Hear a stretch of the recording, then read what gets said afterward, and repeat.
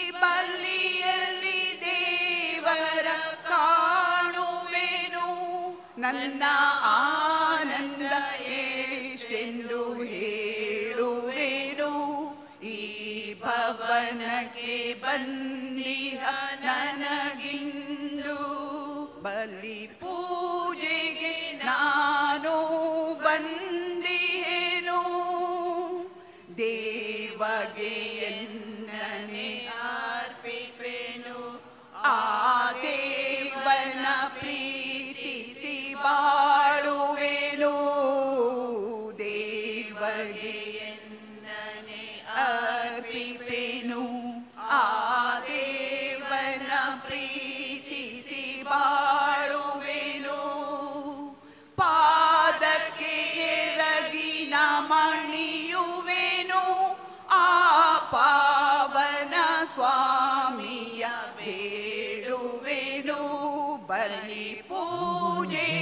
ನಾನು ಬಂದಿಹೇನು, ಈ ಬಲಿಯಲ್ಲಿ ದೇವರ ಕಾಣುವೆನು. ನನ್ನ ಆನಂದ ಎಷ್ಟೆಂದು ಹೇಳುವೆನು, ಈ ಭವನಕ್ಕೆ ಬಂದಿಹ ನನಗಿಂದು. ಬಲಿ ಪೂಜೆಗೆ ನಾನು ಬಂದಿಹೇನು. ಪಿತನ ಮತ್ತು ಸುತನ ಮತ್ತು ಪವಿತ್ರಾತ್ಮರ ನಾಮದಲ್ಲಿ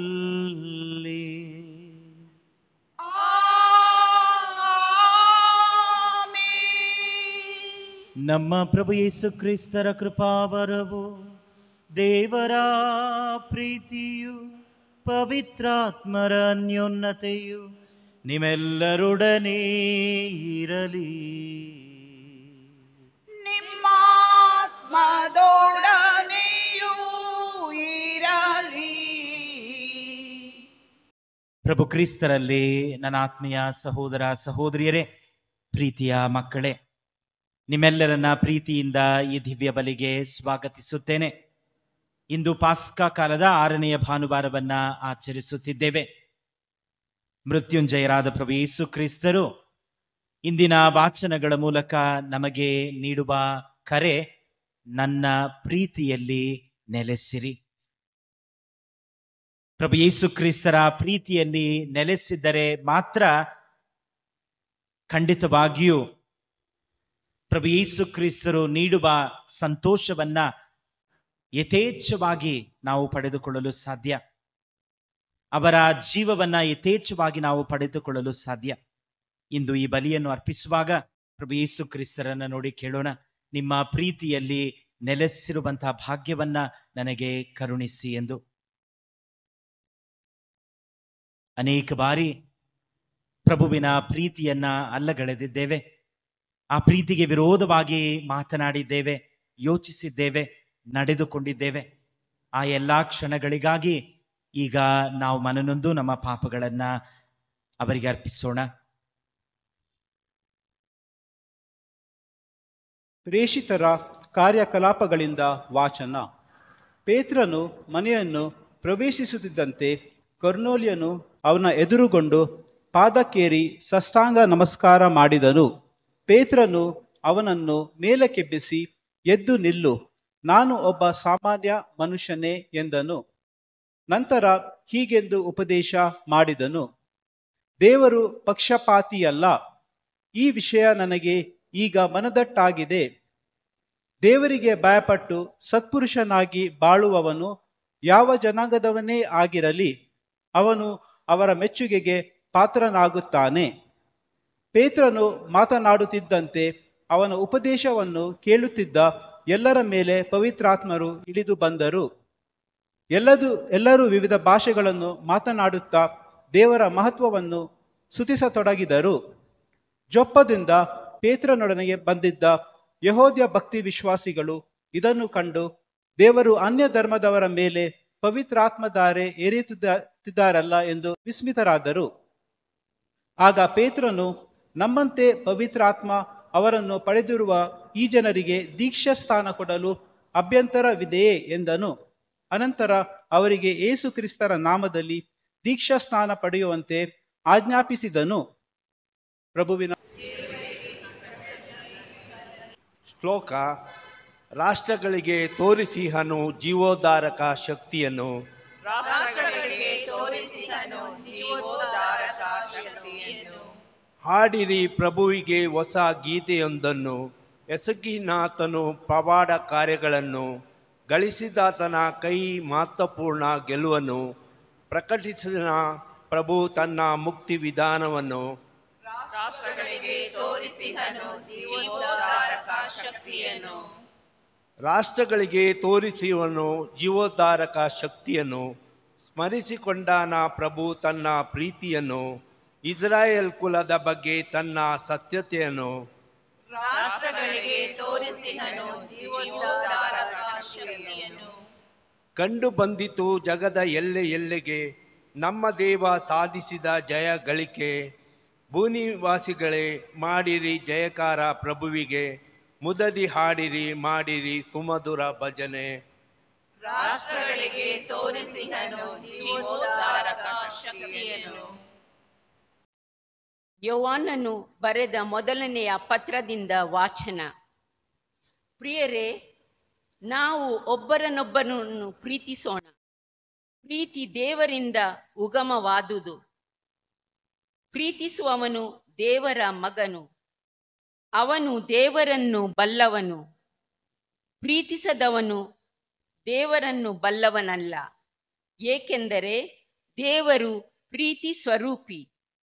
ತಮ್ಮ ಏಕೈಕ ಪುತ್ರನ ಮುಖಾಂತರ ನಾವು ಸಜ್ಜೀವವನ್ನು ಪಡೆಯುವಂತೆ ದೇವರು ಅವರನ್ನು ಲೋಕಕ್ಕೆ ಕಳುಹಿಸಿದರು. ನಮ್ಮ ಮೇಲೆ ದೇವರಿಗಿರುವ ಪ್ರೀತಿ ಹೀಗೆ ವ್ಯಕ್ತವಾಯಿತು: ನಾವು ದೇವರನ್ನು ಪ್ರೀತಿಸಿದ್ದರಲ್ಲಿ ಅಲ್ಲ, ಅವರು ನಮ್ಮನ್ನು ಪ್ರೀತಿಸಿ ನಮ್ಮ ಪಾಪ ನಿರ್ವಾಣಾರ್ಥವಾಗಿ ತಮ್ಮ ಪುತ್ರನನ್ನು ಕಳುಹಿಸಿದ್ರಲ್ಲಿಯೇ ಪ್ರೀತಿಯ ನಿಜಗುಣ ತೋರಿ ಬರುತ್ತದೆ. ಪ್ರಭುವಿನ ವಾಕ್ಯ. ದೇವರಿಗೆ ಕೃತಜ್ಞತೆ ಸಲ್ಲಲಿ. ಮೃತ್ಯುಂಜಯ ಹಲ್ಲೆಲೂಯಾ, ಕ್ರಿಸ್ತಾಂಜಯ ಹಲ್ಲೆಲೂಯಾ, ಹಲ್ಲೆಲೂಯಾ, ಹಲ್ಲೆಲೂಯಾ. ನನ್ನನ್ನು ಪ್ರೀತಿಸುವವನು ನನ್ನ ಮಾತನ್ನು ಕೈಗೊಂಡು ನಡೆಯುವನು. ಅವನನ್ನು ನನ್ನ ಪಿತನೂ ಪ್ರೀತಿಸುವರು, ಮತ್ತು ನಾವಿಬ್ಬರು ಅವನ ಬಳಿ ಬಂದು ಅವನಲ್ಲಿ ನೆಲೆಸುವೆವು. ಮೃತ್ಯುಂಜಯ ಹಲ್ಲೆಲೂಯಾ, ಕ್ರಿಸ್ತಾಂಜಯ ಹಲ್ಲೆಲೂಯಾ, ಹಲ್ಲೆಲೂಯಾ, ಹಲ್ಲೆಲೂಯಾ.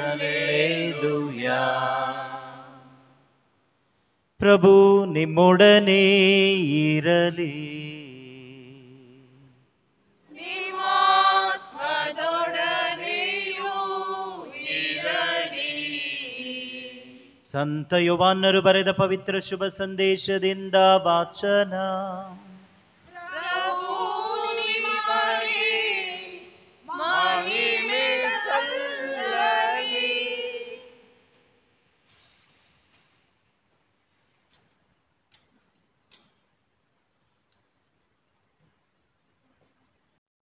ಆ ಕಾಲದಲ್ಲಿ ಯೇಸು ಸ್ವಾಮಿ ತಮ್ಮ ಶಿಷ್ಯರಿಗೆ ಹೀಗೆಂದರು: ಪಿತನು ನನ್ನನ್ನು ಪ್ರೀತಿಸಿದಂತೆಯೇ ನಾನು ನಿಮ್ಮನ್ನು ಪ್ರೀತಿಸುತ್ತಿದ್ದೇನೆ. ನನ್ನ ಪ್ರೀತಿಯಲ್ಲಿ ನೆಲೆಗೊಂಡು ನಿಲ್ಲಿರಿ. ನನ್ನ ಪಿತನು ಕೊಟ್ಟ ಆಜ್ಞೆಗಳನ್ನು ಪಾಲಿಸಿ ಅವರ ಪ್ರೀತಿಯಲ್ಲಿ ನಾನು ನೆಲೆಗೊಂಡಿರುವ ಹಾಗೆ ನೀವು ಕೂಡ ನಾನು ಕೊಟ್ಟ ಆಜ್ಞೆಗಳನ್ನು ಪಾಲಿಸಿದರೆ ನನ್ನ ಪ್ರೀತಿಯಲ್ಲಿ ನೆಲೆಗೊಂಡಿರುವಿರಿ. ನನ್ನಲ್ಲಿರುವ ಆನಂದವು ನಿಮ್ಮಲ್ಲಿ ಇರಬೇಕೆಂತಲೂ ನಿಮ್ಮ ಆನಂದವು ತುಂಬಿ ತುಳುಕಬೇಕೆಂತಲೂ ಇದನ್ನೆಲ್ಲ ನಿಮಗೆ ಹೇಳುತ್ತಿದ್ದೇನೆ. ನಾನು ಕೊಡುವ ಆಜ್ಞೆ ಏನೆಂದರೆ, ನಾನು ನಿಮ್ಮನ್ನ ಪ್ರೀತಿಸಿದಂತೆಯೇ ನೀವು ಸಹ ಒಬ್ಬರನ್ನೊಬ್ಬರು ಪ್ರೀತಿಸಬೇಕು. ಗೆಳೆಯರಿಗಾಗಿ ತನ್ನ ಪ್ರಾಣವನ್ನೇ ಧಾರೆ ಎರೆಯುವ ಪ್ರೀತಿಗಿಂತ ಮಿಗಿಲಾದ ಪ್ರೀತಿ ಯಾರಲ್ಲೂ ಇಲ್ಲ. ನಾನು ಆಜ್ಞಾಪಿಸಿದಂತೆ ನಡೆದರೆ ನೀವು ನನ್ನ ಗೆಳೆಯರು. ನಾನಿನ್ನು ನಿಮ್ಮನ್ನು ದಾಸರೆಂದು ಕರೆಯುವುದಿಲ್ಲ, ದಣಿಯ ಕೆಲಸ ಕಾರ್ಯಗಳು ದಾಸನಿಗೆ ತಿಳಿಯವು. ನಾನಾದರೂ ಪಿತನಿಂದ ಕೇಳಿಸಿಕೊಂಡದ್ದೆಲ್ಲವನ್ನು ನಿಮಗೆ ಹೇಳಿದ್ದೇನೆ. ಈ ಕಾರಣ ನಿಮ್ಮನ್ನು ಗೆಳೆಯರೆಂದು ಕರೆದಿದ್ದೇನೆ. ನೀವು ನನ್ನನ್ನು ಆರಿಸಿಕೊಳ್ಳಲಿಲ್ಲ, ನಾನೇ ನಿಮ್ಮನ್ನು ಆರಿಸಿಕೊಂಡಿದ್ದೇನೆ. ನೀವು ಲೋಕಕ್ಕೆ ಹೋಗಬೇಕು, ಸಫಲರಾಗಬೇಕು. ಆ ಫಲ ಶಾಶ್ವತವಾಗಿರಬೇಕೆಂದೇ ನಿಮ್ಮನ್ನು ನೇಮಿಸಿದ್ದೇನೆ. ಹೀಗಿರಲಾಗಿ ನೀವು ನನ್ನ ಹೆಸರಿನಲ್ಲಿ ಪಿತನಿಂದ ಏನು ಕೇಳಿದರೂ ನಿಮಗೆ ಅದು ಸಿಗುವುದು. ನೀವು ಒಬ್ಬರನ್ನೊಬ್ಬರು ಪ್ರೀತಿಸಬೇಕೆಂಬುದೇ ನಾನು ನಿಮಗೆ ಕೊಡುವ ಆಜ್ಞೆ.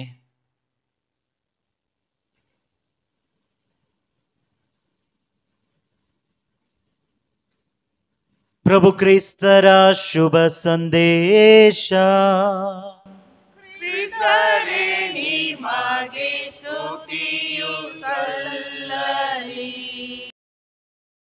ಪ್ರಭು ಕ್ರಿಸ್ತರಲ್ಲಿ ನನ್ನ ಆತ್ಮೀಯ ಸಹೋದರ ಸಹೋದರಿಯರೇ, ಈ ಪಾಸ್ಕಾ ಭಾನುವಾರಗಳಲ್ಲಿ ಮೃತ್ಯುಂಜಯರಾದ ಪ್ರಭು ಯೇಸು ಕ್ರಿಸ್ತರೊಂದಿಗೆ ನಮ್ಮ ಸಂಬಂಧ ಹೇಗಿದೆ? ಈ ಮೃತ್ಯುಂಜಯರಾದ ಪ್ರಭು ಯೇಸು ಕ್ರಿಸ್ತರು ನಮಗೇನು ಬೇಕು? ಅವರ ಮತ್ತು ನನ್ನ ನಡುವೆ ಇರುವ ಸಂಬಂಧ ಏನು ಎಂಬುದನ್ನು ಪ್ರತಿ ವಾರ ಪ್ರಭು ಯೇಸು ಕ್ರಿಸ್ತರು ನಮಗೆ ತೋರ್ಪಡಿಸುತ್ತಿದ್ದಾರೆ. ಕಳೆದ ಭಾನುವಾರಗಳಲ್ಲಿ ನಾವು ನೋಡಿದಾಗ, ನಾನೇ ಉತ್ತಮ ಕುರಿಗಾಹಿ, ನೀವು ನನ್ನ ಕುರಿಗಳು, ನನ್ನ ಕುರಿಗಳಿಗಾಗಿ ನನ್ನ ಪ್ರಾಣವನ್ನೇ ನಾನು ದಾರಿ ಎರೆಯುತ್ತೇನೆ ಎಂದು ಹೇಳಿ ಆ ಉತ್ತಮ ಕುರಿಗಾಹಿಯಂತೆ ನಮಗೆ ಅವರನ್ನು ತೋರ್ಪಡಿಸಿದರು. ತದನಂತರ ನಾನೇ ದ್ರಾಕ್ಷ ಬಳ್ಳಿ, ನೀವು ಅದರ ರೆಂಬೆಗಳು ಎಂದು ಹೇಳುತ್ತಾರೆ. ಅಂತಹ ಸಂಬಂಧ. ನನ್ನನ್ನು ಹೊರತುಪಡಿಸಿ ನಿಮ್ಮಿಂದ ಏನು ಮಾಡಲು ಸಾಧ್ಯವಿಲ್ಲ ಎಂದು ಹೇಳಿದರು. ಇಂದಿನ ಶುಭ ಸಂದೇಶದಲ್ಲಿ ನಾವು ನೋಡುವಾಗ, ಪ್ರಭು ಯೇಸು ಕ್ರಿಸ್ತರೊಂದಿಗೆ ನಮಗೆ ಒಂದು ಸತ್ಸಂಬಂಧ ಇರಬೇಕಾದರೆ ಅಲ್ಲಿ ಪ್ರೀತಿ ಇರಬೇಕು. ಪ್ರೀತಿ ಇರುವೆಡೆ ಮಾತ್ರ ಒಳ್ಳೆಯ ಸಂಬಂಧ ಇರುತ್ತದೆ. ಪ್ರೀತಿ ಇಲ್ಲದಿದ್ದರೆ ಅಲ್ಲಿ ಸತ್ಸಂಬಂಧಕ್ಕೆ ಸ್ಥಳವೇ ಇಲ್ಲ. ಆ ಪ್ರೀತಿಯ ಅಡಿತಳವಾದ, ಆ ಒಳ್ಳೆಯ ಸಂಬಂಧದ ಅಡಿತಳವಾದ ಪ್ರೀತಿ ನಾನು ಎಂದು ಪ್ರಭು ಯೇಸು ಕ್ರಿಸ್ತರು ಎಂದು ವ್ಯಕ್ತಪಡಿಸುತ್ತಾರೆ. 2ನೇ ವಾಚನದಲ್ಲಿ ಯೋಹಾನರು ಹೇಳುವಾಗೆ, ದೇವರು ಪ್ರೀತಿಯ ಸ್ವರೂಪರಾಗಿದ್ದಾರೆ. ಪ್ರೀತಿ ದೇವರಿಂದ ಹರಿದು ಬರುತ್ತದೆ. ಯಾರು ಪ್ರೀತಿಸಲು ಬಲ್ಲರೋ ಅವರು ದೇವರನ್ನು ಬಲ್ಲರು. ಯಾರು ಪ್ರೀತಿಸಲು ಅಸಾಧ್ಯರೋ ಅವರು ದೇವರನ್ನ ಎಂದಿಗೂ ಕಾಣಲು ಸಾಧ್ಯವಿಲ್ಲ ಎಂದು ಯೋಹಾನರು ತನ್ನ ಪತ್ರದಲ್ಲಿ ಹೇಳುತ್ತಾರೆ. ಇಂದು ಈ ಪ್ರಭುವಿನೊಂದಿಗೆ, ಈ ಮೃತ್ಯುಂಜಯರಾದ ಪ್ರಭು ಯೇಸು ಕ್ರಿಸ್ತರೊಂದಿಗೆ ನಾವು ಆ ಸತ್ಸಂಬಂಧವನ್ನ ಬೆಳೆಸಿಕೊಳ್ಳಬೇಕಾದರೆ ಪ್ರೀತಿಯು ಅದರ ಅಡಿತಳವಾಗಿದೆ ಎಂಬುದನ್ನು ನಮಗೆ ಹೇಳುತ್ತಿದ್ದಾರೆ. ಈ 6 ವಾರಗಳನ್ನ, ಇಂದು ನಾವು ಪಾಸ್ಕಾ ಕಾಲದ 6ನೇ ವಾರದಲ್ಲಿದ್ದೇವೆ. ಈ 6 ವಾರಗಳಲ್ಲಿ ಪ್ರಭು ಯೇಸು ಕ್ರಿಸ್ತರು ನಮಗೆ ನೀಡಿರುವ ಕೊಡುಗೆ ಏನು? ಈ ಪಾಸ್ಕಾ ಕಾಲ ಮುಗಿಯುವಾಗ ಕೊಡುಗೆಗಳಲ್ಲೆಲ್ಲ ಉನ್ನತವಾದ ಕೊಡುಗೆಯಾದ ಪವಿತ್ರಾತ್ಮರನ್ನ ಕೊಡುತ್ತಾರೆ ಪಂಚಶತಮ ದಿನದಂದು. ಅದೇ ಕೊಡುಗೆಗಳಲ್ಲೆಲ್ಲ ಉನ್ನತವಾದ ಕೊಡುಗೆ. ಕಳೆದ ಭಾನುವಾರ ನಮ್ಮ ಮಕ್ಕಳು ಅದನ್ನು ಸ್ವೀಕರಿಸಿದರು. ಪವಿತ್ರಾತ್ಮರ ಕೃಪೆಯನ್ನ, ವರವನ್ನ.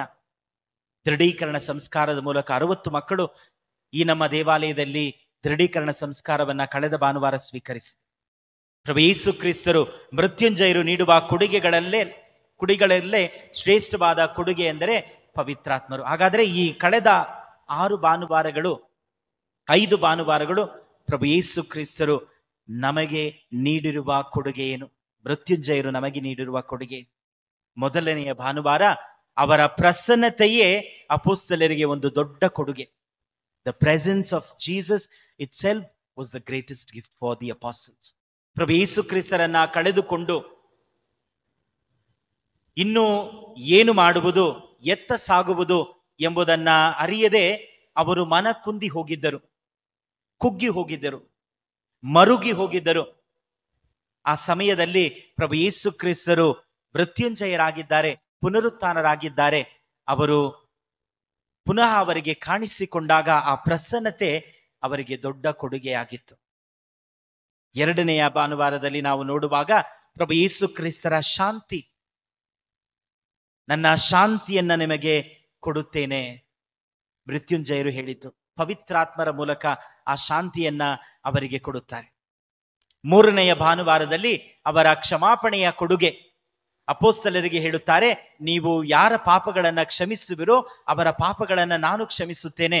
ಯಾರ ಪಾಪಗಳನ್ನ ನೀವು ಕ್ಷಮಿಸುವುದಿಲ್ಲವೋ ಅವುಗಳನ್ನ ನಾನು ಕ್ಷಮಿಸುವುದಿಲ್ಲ ಎಂದು ಹೇಳಿ ಅವರ ಕ್ಷಮಾಪಣೆಯನ್ನ ಅನುಭವಿಸುವಂತೆ ಕರೆ ನೀಡುತ್ತಾರೆ.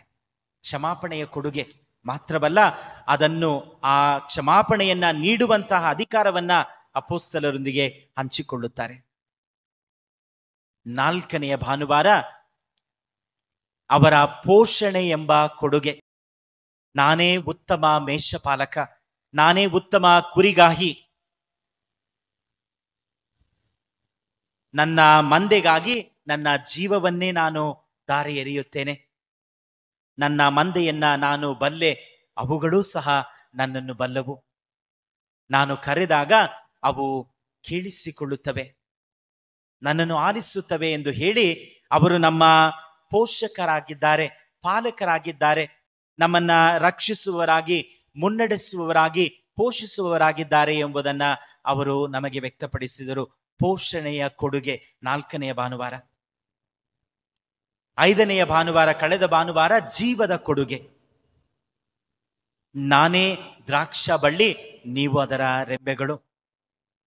ನನ್ನಲ್ಲಿ ನೆಲೆಸಿದ್ದರೆ ಮಾತ್ರ ನೀವು ಸಫಲರಾಗಿರುತ್ತೀರಿ, ಇಲ್ಲದಿದ್ದರೆ ಖಂಡಿತವಾಗಿಯೂ ನನ್ನನ್ನು ಹೊರತುಪಡಿಸಿ ನಿಮ್ಮಿಂದ ಏನು ಮಾಡಲು ಸಾಧ್ಯವಿಲ್ಲ ಎಂದು ಹೇಳುತ್ತಾರೆ. ನಮಗೆ ಜೀವ ತುಂಬುವವರು ಅವರಾಗಿದ್ದಾರೆ ಎಂದು ಹೇಳಿ, ಜೀವದ ಕೊಡುಗೆ 5 ಭಾನುವಾರಗಳು. ಈ 6ನೆಯ ಭಾನುವಾರ ಪ್ರೀತಿಯ ಕೊಡುಗೆ. ಅವರು ಪ್ರೀತಿಯ ಸ್ವರೂಪರಾಗಿದ್ದಾರೆ ಎಂದು ಆ ಪ್ರೀತಿಯನ್ನೇ ನಮಗೆ ಕೊಡುಗೆಯಾಗಿ ನೀಡುತ್ತಿದ್ದಾರೆ. ಈ ಎಲ್ಲಾ ಕೊಡುಗೆಗಳನ್ನು ನೀಡುತ್ತಿರುವ ಮೃತ್ಯುಂಜಯ ಪ್ರಭು ಯೇಸು ಕ್ರಿಸ್ತರು ಈ ಪಾಸ್ಕಾ ಕಾಲದ ಕೊನೆಯಲ್ಲಿ ಪಂಚಶತಮ ದಿನದಂದು ಕೊಡುಗೆಗಳಲ್ಲೆಲ್ಲ ಶ್ರೇಷ್ಠವಾದ ಕೊಡುಗೆಯಾದಂಥ ಪವಿತ್ರಾತ್ಮರನ್ನ ನಮಗೆ ನೀಡಲಿದ್ದಾರೆ. ಬರುವ ಭಾನುವಾರ ಅವರ ಸ್ವರ್ಗಾರೋಹಣವನ್ನು ನಾವು ಆಚರಿಸಲಿದ್ದೇವೆ. ಈ 5 ಭಾನುವಾರಗಳ ಬೆಳಕಿನಲ್ಲಿ ವಿಶೇಷವಾಗಿ ಇಂದಿನ ವಾಚನಗಳ ಅಡಿಯಲ್ಲಿ ನಾವು ಧ್ಯಾನಿಸುವಾಗ ಪ್ರಭು ಯೇಸು ಕ್ರಿಸ್ತರು ಈ ವಾರಕ್ಕೆ ನಮಗೆ ನೀಡುವ ಸಂದೇಶವೇನು? ಮೃತ್ಯುಂಜಯರಾದ ಪ್ರಭು ಯೇಸು ಕ್ರಿಸ್ತರನ್ನ 6ನೇ ವಾರದಲ್ಲಿ ಕೊಂಡಾಡುತ್ತಿರುವ ನಮಗೆ ಇಂದು ಅವರು ನೀಡುವ ವಿಶೇಷ ಸಂದೇಶವೇನು? ಈ ವಾರಕ್ಕೆ 2 ವಿಷಯಗಳನ್ನು ನಾವು ಆಯ್ದುಕೊಳ್ಳೋಣ ನಮ್ಮ ಧ್ಯಾನಕ್ಕೆ. ಮೊದಲನೆಯದಾಗಿ, ಈ ದೇವರ ಪ್ರೀತಿ ಎಲ್ಲರಿಗೂ ಮೀಸಲಾದದ್ದು. ಅದನ್ನೇ ಮೊದಲನೆಯ ವಾಚನದಲ್ಲಿ ನಾವು ನೋಡುತ್ತೇವೆ. ಸಂತ ಪೇತ್ರ ಕೊರ್ನೇಲಿಯೋಸ್ ಅವರ ಮನೆಯಲ್ಲಿದ್ದಾರೆ. ಅವರು ಯಹೂದ್ಯರಲ್ಲ, ಅನ್ಯ ಜನಾಂಗದವರು. ಯಹೂದ್ಯರು ದೇವರ ಪ್ರೀತಿಯನ್ನ ಹೇಗೆ ಅರ್ಥ ಮಾಡಿಕೊಂಡರು ಎಂದರೆ, ದೇವರು ನಮ್ಮನ್ನ ಮಾತ್ರ ಪ್ರೀತಿಸುತ್ತಾರೆ. God loves only Jews. ದೇವರು ಇಸ್ರೇಲ್ ಜನಾಂಗವನ್ನು ಮಾತ್ರ ಪ್ರೀತಿಸುತ್ತಾರೆ. ದೇವರ ಪ್ರೀತಿಯನ್ನ ಯಹೂದ್ಯರು ಆ ರೀತಿ ಅರ್ಥ ಮಾಡಿಕೊಂಡಿದ್ದರು. ದೇವರ ಪ್ರೀತಿ ನಮಗೆ ಸೀಮಿತವಾದದ್ದು, ದೇವರ ಪ್ರೀತಿ ಇಸ್ರೇಲರಿಗೆ ಸೀಮಿತವಾದದ್ದು. ಆದ್ದರಿಂದಲೇ ಒಬ್ಬ ಯಹೂದ್ಯನಲ್ಲದ ಇನ್ನೊಬ್ಬನ ಮನೆಗೆ ಹೋಗುತ್ತಿರಲಿಲ್ಲ. ಯಾವಾಗಲೂ ಯಹೂದ್ಯರು ಅನ್ಯ ಜನರ ಮನೆಗೆ ಹೋಗಲ್ಲ. ಇಂದು ಸಂತ ಪೇತ್ರ ಕೊರ್ನೇಲಿಯಸ್ ರವರ ಮನೆಯಲ್ಲಿದ್ದಾರೆ. ಅವರು ಯಹೂದ್ಯರಲ್ಲ, ಅನ್ಯ ಜನಾಂಗದವರು. ಅಲ್ಲಿ ಮೃತ್ಯುಂಜಯರಾದ ಪ್ರಭು ಯೇಸು ಕ್ರಿಸ್ತರು ಏನನ್ನ ಪ್ರಕಟಿಸಿದರು? ಅವರ ಪ್ರೀತಿಯ ಬಗ್ಗೆ. ಇಷ್ಟು ದಿನ ನನ್ನ ಪ್ರೀತಿಯನ್ನ ನೀವು ಹೀಗೆ ಅರ್ಥ ಮಾಡಿಕೊಂಡಿದ್ದರಿ. ದೇವರ ಪ್ರೀತಿ ಯಹೂದ್ಯರಿಗೆ, ಇಸ್ರೇಲ್ ಜನಾಂಗದವರಿಗೆ ಸೀಮಿತವಾದದ್ದು ಎಂದು ಮೃತ್ಯುಂಜಯರಾದ ಪ್ರಭು ಯೇಸು ಕ್ರಿಸ್ತರು ನೀಡಿದ ಅನುಭವವೇನು? ಪವಿತ್ರಾತ್ಮರು ನೀಡಿದ ಅನುಭವವೇನು? ಆ ಪವಿತ್ರಾತ್ಮರು ಈ ಪ್ರೀತಿಯನ್ನ ಹೇಗೆ ಅರ್ಥ ಮಾಡಿಕೊಳ್ಳಲು ಪ್ರೇರೇಪಿಸುತ್ತಿದ್ದಾರೆ ಎಂಬುದನ್ನ ನಾವು ನೋಡೋಣ. ಅಲ್ಲಿ ಕೊರ್ನೇಲಿಯಸ್ನ ಮನೆಯಲ್ಲಿ ಸಂತ ಪೇತ್ರ ಪ್ರಬೋಧಿಸುತ್ತಿದ್ದಾರೆ.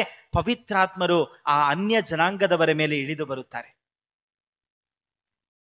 ಆಗ ಸಂತ ಪೇತ್ರ ಹೇಳುತ್ತಾರೆ, ಪಂಚಶತಮ ದಿನದಂದು ನಮ್ಮ ಮೇಲೆ ಹೇಗೆ ಇಳಿದು ಬಂದರೋ ಅದೇ ರೀತಿ ಈ ಅನ್ಯ ಜನಾಂಗದವರ ಮೇಲೆಯೂ ಪವಿತ್ರಾತ್ಮರು ಇಳಿದು ಬಂದರು. ಅವರ ಪ್ರಭೆ, ಅವರ ಪ್ರೀತಿ ಎಲ್ಲರಿಗೂ ಸೀಮಿತವಾದದ್ದು. ಕೇವಲ ಒಂದು ಜನಾಂಗಕ್ಕೆ ಮಾತ್ರವಲ್ಲ, ಎಲ್ಲರಿಗೂ. ಇಂದು ಈ ವಾರದಂದು ಪ್ರಭು ಯೇಸು ಕ್ರಿಸ್ತರು, ಮೃತ್ಯುಂಜಯರಾದ ಪ್ರಭು ಕ್ರಿಸ್ತರು, ಪವಿತ್ರಾತ್ಮರು ನಮಗೆ ನೀಡುವ ಸಂದೇಶ, ದೇವರ ಪ್ರೀತಿ ಎಲ್ಲರಿಗೂ, ಎಲ್ಲದಕ್ಕೂ ಸೀಮಿತವಾದದ್ದು. ಎಲ್ಲರಿಗೂ. ಅವರು ಯಹೂದ್ಯರಾಗಿರಬಹುದು, ಅನ್ಯರಾಗಿರಬಹುದು, ಕ್ರೈಸ್ತರಾಗಿರಬಹುದು, ಯಾರೇ ಆಗಿರಬಹುದು. ಪ್ರಭು ಯೇಸು ಕ್ರಿಸ್ತರು ಲೋಕೋದ್ಧಾರಕ. ಪ್ರಭು ಯೇಸು ಕ್ರಿಸ್ತರು ಎಲ್ಲರಿಗೂ ಸೀಮಿತವಾದವರು, ಎಲ್ಲದಕ್ಕೂ. ಕೇವಲ ಮಾನವ ಜನಾಂಗಕ್ಕೆ ಮಾತ್ರವಲ್ಲ, ಇಡೀ ಸೃಷ್ಟಿಗೆ ಅವರ ಪ್ರೀತಿ, ಇಡೀ ಸೃಷ್ಟಿಗೆ. ಅದನ್ನೇ ಇಂದಿನ ಮೊದಲನೆಯ ವಾಚನ ಹೇಳುತ್ತದೆ. ಎರಡನೇ ವಾಚನ ಮತ್ತು ಶುಭ ಸಂದೇಶವನ್ನ ನಾವು ಆಲಿಸುವಾಗ ಪ್ರಭು ಯೇಸು ಕ್ರಿಸ್ತರು ನಮಗೇನು ಹೇಳುತ್ತಾರೆ? ಪ್ರಭು ಯೇಸು ಕ್ರಿಸ್ತರು ಶುಭ ಸಂದೇಶದಲ್ಲಿ ಹೇಳುತ್ತಾರೆ, ತಂದೆ ನನ್ನನ್ನು ಪ್ರೀತಿಸಿದಂತೆ ನಾನು ನಿಮ್ಮನ್ನು ಪ್ರೀತಿಸುತ್ತೇನೆ, ನೀವು ಇತರರನ್ನ ಪ್ರೀತಿಸಿ.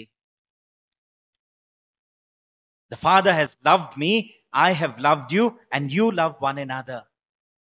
ಈ ಪ್ರಭು ದೇವರ ಪ್ರೀತಿ ಒಂದು ನದಿಯಂತೆ, ಅದು ತಂದೆಯಿಂದ ಪ್ರಭು ಯೇಸು ಕ್ರಿಸ್ತರಲ್ಲಿ, ಪ್ರಭು ಯೇಸು ಕ್ರಿಸ್ತರಿಂದ ನಮ್ಮಲ್ಲಿ, ನಮ್ಮಿಂದ ಇತರರಲ್ಲಿ ಹರಿಯಬೇಕು. ಅದನ್ನ ಯಾರು ತಡೆ ಮಾಡಬಾರದು. It must flow.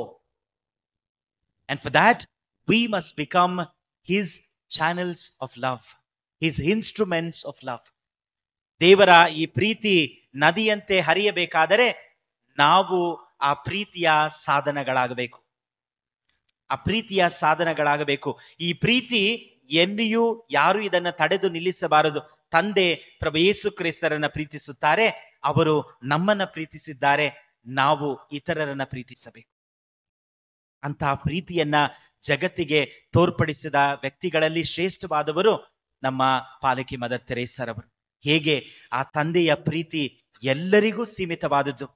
ನೀವು ಯಾರೇ ಆಗಿರಬಹುದು, ಅನಾಥರಾಗಿರಬಹುದು, ನಿರ್ಗತಿಕರಾಗಿರಬಹುದು, ಕುಷ್ಠರೋಗಿಗಳಾಗಿರಬಹುದು, ನಿಮ್ಮ ಕುಟುಂಬದವರೇ ನಿಮ್ಮನ್ನು ಬೇಡ ಎಂದು ಅಲ್ಲಗಳಿದಿರಬಹುದು, ಆ ಪ್ರೀತಿ ನಿಮಗೂ ಸೀಮಿತವಾದದ್ದು ಎಂಬುದನ್ನ ತೋರ್ಪಡಿಸಿದವರು ತಮ್ಮ ಸೇವಾ ಜೀವನದ ಮೂಲಕ. ಎರಡನೆಯ ಸಂದೇಶ ಅದು ಈ ಪ್ರೀತಿಯ ಸಾಧನಗಳಾಗಿದ್ದೇವೆ ನಾವು ಪ್ರತಿಯೊಬ್ಬರು. ಪ್ರಭು ಕ್ರಿಸ್ತರಲ್ಲಿ ನನ್ನ ಆತ್ಮೀಯರೇ, ಈ ಪ್ರೀತಿಯ ಬಗ್ಗೆ ನಾವು ಇಂದು ಧ್ಯಾನಿಸಿದ್ದೇವೆ. ಆಂಗ್ಲದಲ್ಲಿ ಹೇಳುವ ಹಾಗೆ charity begins at home, love begins at home. ಈ ಪ್ರೀತಿಯನ್ನ ನಮ್ಮ ಕುಟುಂಬಗಳಲ್ಲಿ ನಾವು ಒಬ್ಬರಲ್ಲೊಬ್ಬರು ನಾವು ಹಂಚಿಕೊಂಡಾಗ ಮಾತ್ರ ಖಂಡಿತವಾಗಿಯೂ ಆ ಪ್ರೀತಿಯನ್ನ ಇಲ್ಲಿ ನಾವು ಕೊಂಡಾಡಲು ಸಾಧ್ಯ, ಇತರರೊಂದಿಗೆ ಹಂಚಿಕೊಳ್ಳಲು ಸಾಧ್ಯ. ಇಂದು ಈ 6ನೇ ಭಾನುವಾರದಂದ ಪ್ರಭು ಯೇಸು ಕ್ರಿಸ್ತರು, ಮೃತ್ಯುಂಜಯರಾದ ಪ್ರಭು ಕ್ರಿಸ್ತರು ನಮಗೆ ಹೇಳುವ ಸಂದೇಶ, ನನ್ನೊಡನೆ ನಿಮಗೆ ಒಂದು ಸತ್ಸಂಬಂಧವಿರಬೇಕಾದರೆ ನನ್ನ ಪ್ರೀತಿಯಲ್ಲಿ ನೆಲೆಸಿರಿ. ಎಲ್ಲಿ ಪ್ರೀತಿ ಇದೆಯೋ ಅಲ್ಲಿ ಸಂಬಂಧವಿದೆ. ಖಂಡಿತವಾಗಿಯೂ ಪ್ರಭು ಯೇಸು ಕ್ರಿಸ್ತರೊಡನೆ ಆ ಸತ್ಸಂಬಂಧದಲ್ಲಿ ನಾವು ಇರಬೇಕಾದರೆ ಅವರ ಪ್ರೀತಿಯಲ್ಲಿ ನಾವು ನೆಲೆಸಿರಬೇಕಾಗಿದೆ. ಇಂದು ಈ ಬಲಿಯನ್ನು ಅರ್ಪಿಸುವಾಗ, ಪ್ರಭುವೇ ನಿಮ್ಮ ಪ್ರೀತಿಯಲ್ಲಿ ನೆಲೆಸಿರುವಂತಹ ಭಾಗ್ಯವನ್ನ ನನಗೆ ಕರುಣಿಸಿ ಎಂದು ಪ್ರಾರ್ಥಿಸೋಣ. ಸಹೋದರಿಯರೇ, ನಮ್ಮನ್ನು ಯಥೇಚ್ಛವಾಗಿ ಪ್ರೀತಿಸುವ ತಂದೆಯ ಪ್ರಸನ್ನತೆಯಲ್ಲಿದ್ದೇವೆ ಎಂಬುದನ್ನು ಅರಿತವರಾಗಿ ನಮ್ಮ ಕೋರಿಕೆಗಳನ್ನು ಪ್ರಭು ಕ್ರಿಸ್ತರ ಮುಖಾಂತರ ಅವರಿಗೆ ಸಮರ್ಪಿಸೋಣ. ಓ ದೇವನೇ, ಈ ಪ್ರಾರ್ಥನೆ ಒಲವಿಂದ ನೀಯಾಲಿಸು. ಓ ದೇವನೇ, ಪ್ರಾರ್ಥನೆ ಒಲವಿಂದ ನೀಯಾಲಿಸು. ನಮ್ಮ ಜಗದ್ಗುರು ಫ್ರಾನ್ಸಿಸ್ ರವರು, ನಮ್ಮ ಮಹಾಧರ್ಮಾಧ್ಯಕ್ಷರು, ಇತರ ಧರ್ಮಾಧ್ಯಕ್ಷರುಗಳು, ಧರ್ಮಗುರುಗಳು ಮತ್ತು ದೇವಜನರು ದೇವರ ಕರುಣೆಯನ್ನು, ಪ್ರೀತಿಯನ್ನು ಅನುಭವಿಸಲು ಆಧ್ಯಾತ್ಮಿಕ ಪರಿಶ್ರಮಕ್ಕಾಗಿ ಶಕ್ತರಾಗುವಂತೆ ಪ್ರಾರ್ಥಿಸೋಣ. ಓ ದೇವನೇ, ಪ್ರಾರ್ಥನೆ ಒಲವಿಂದ ನೀಯಾಲಿಸು.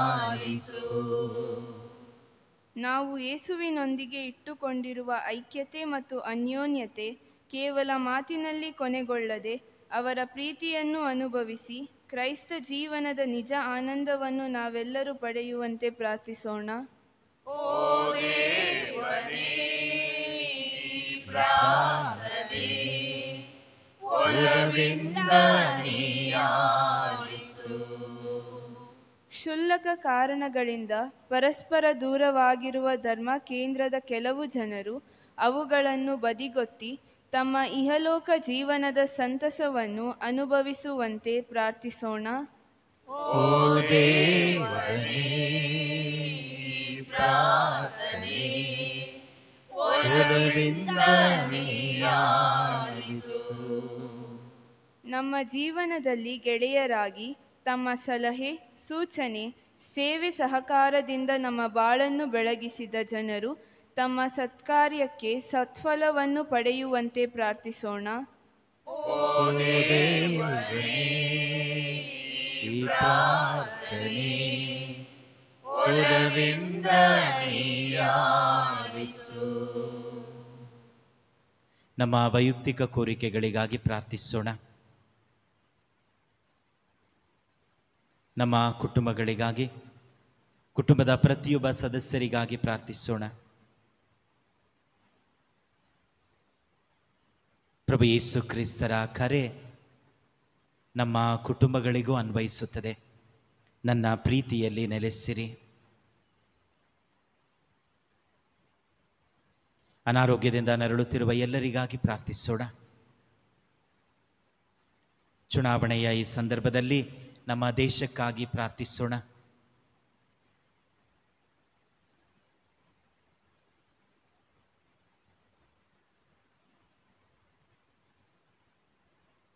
ಅನೇಕರು ನಮ್ಮಲ್ಲಿ ನನಗಾಗಿ ಪ್ರಾರ್ಥಿಸಿ ಎಂದು ಕೇಳಿಕೊಂಡಿದ್ದಾರೆ. ಅವರಿಗಾಗಿ ಪ್ರಾರ್ಥಿಸೋಣ.